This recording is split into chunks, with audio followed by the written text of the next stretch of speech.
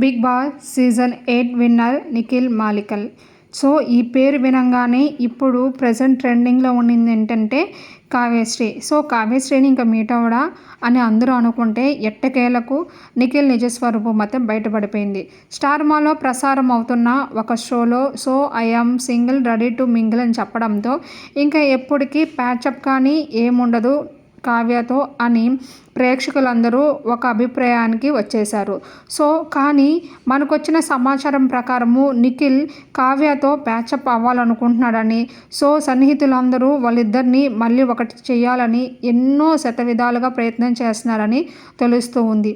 అసలు వీళ్ళిద్దరూ విడిపోవడానికి మెయిన్ రీజన్ ఏంటంటే రీతూ చౌదరితో ఒక ప్రోగ్రాంలో నిఖిల్ క్లోజ్గా ఉన్నా పర్లేదు, అంతకు మించి వీళ్ళిద్దరూ ఉండడంతో అది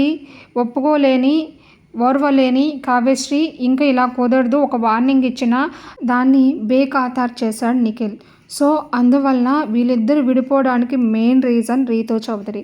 సో ఇదంతా పక్కన పెడితే ఇప్పుడు వీళ్ళిద్దరూ మళ్ళీ కలవాలని అనుకుంటున్నారని మనకు వచ్చిన సమాచారం. ఒక ప్రైవేట్ పార్టీలో వీళ్ళిద్దరిని స్నేహితుల సమక్షంలో వీళ్ళిద్దరికి ఇష్టమైన ఒక సాంగ్లో నిఖిల్ పర్ఫామ్ చేయడంతో ఎమోషనల్ అయిన కావ్యశ్రీ నిఖిల్ని దగ్గరికి తీసుకున్నట్టు తెలుస్తూ ఉంది. సో అఫీషియల్గా ఇంకా మనకు వీళ్ళిద్దరూ ప్యాచప్ అయ్యారని తెలియలేదు కానీ ఎట్టకేలకు ఎప్పటికన్నా కానీ ఇది బయటపడుతుందని అందరికీ తెలిసిందే. సో ఏదో ఒక ప్రోగ్రాం రూపంలో వీళ్ళిద్దరూ మళ్ళీ మన ముందుకి మేమిద్దరం మళ్ళీ రీయూనియన్ అయ్యామని చెప్పుకునే అవకాశాలు చాలా ఉంది. మీ అభిప్రాయం కామెంట్ చేయండి.